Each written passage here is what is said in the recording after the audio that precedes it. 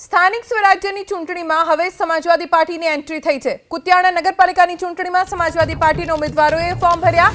6 વોર્ડની 24 બેઠક ઉપર સમાજવાદી પાર્ટીના ઉમેદવારોએ ફોર્મ ભર્યા છે। કાંધલ જાડેજાના ભાઈ કાના જાડેજાએ પણ ઉમેદવારી કરી છે। વિધાનસભાની ચૂંટણી બાદ હવે સ્થાનિક સ્વરાજ્યની ચૂંટણીમાં પણ ગુજરાતમાં સમાજવાદી પાર્ટીના ઉમેદવારો ફોર્મ ભરી રહ્યા છે। કાંધલ જાડેજાના ભાઈ કાના જાડેજાએ પણ ફોર્મ ભર્યું છે। આજે ફોર્મ ભરવાનો છેલ્લો દિવસ છે અને સ્થાનિક સ્વરાજ્યની ચૂંટણીને લઈને ઉમેદવારો ફોર્મ ભરી રહ્યા છે। ત્યારે ન માત્ર ભાજપ અને કોંગ્રેસ પણ કુતિયાણામાં કાંધલ જાડેજાના ભાઈ કાના જાડેજા સહિત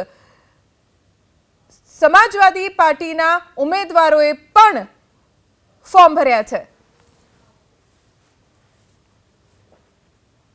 ગુજરાતના ઇતિહાસમાં પહેલીવાર એવું બન્યું કે વિધાનસભામાં સમાજવાદી પાર્ટીના કોઈ એમએલએ હોય અને હવે સ્થાનિક સ્વરાજ્યની ચૂંટણીમાં પણ સમાજવાદી પાર્ટીએ ઝંપલાવ્યું છે। ગુજરાતની સ્થાનિક સ્વરાજ્યની ચૂંટણીમાં પહેલી વખત કદાચ સમાજવાદી પાર્ટીના કોઈ ઉમેદવાર હશે કે જેઓ ફોર્મ ભરી રહ્યા છે।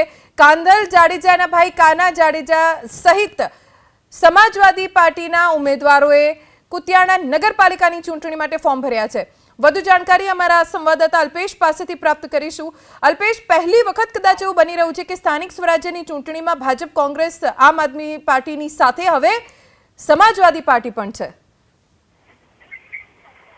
જી હેલો જી જી અત્યારે હાલ પોરબંદર જિલ્લાની અંદર બે નગરપાલિકાની ચૂંટણી યોજાઈ રહી છે, જેમાં રાણાવાવ અને કુતિયાણા બંને જગ્યાએથી સમાજવાદી પાર્ટીના ધારાસભ્ય કાંધલભાઈ જાડેજાના નાના ભાઈ કાના જાડેજાએ પણ કુતિયાણાથી ઉમેદવારી નોંધાવી છે। તેમજ રાણાવાવની અંદર પણ સમાજવાદી પાર્ટીના 24 ઉમેદવારોએ આજે ફોર્મ ભરી અને ઉમેદવારી નોંધાવી છે અને કુતિયાણામાં 28 લોકોએ પણ ફોર્મ ભરી અને ઉમેદવારી નોંધાવી છે। આ એક ત્રિપાખ્યો જંગ જેવું લાગી રહ્યું છે। અત્યારે હાલ હજી સાંજના ખબર પડે કે કઈ પાર્ટીએ કેટલા ફોર્મ ભર્યા છે।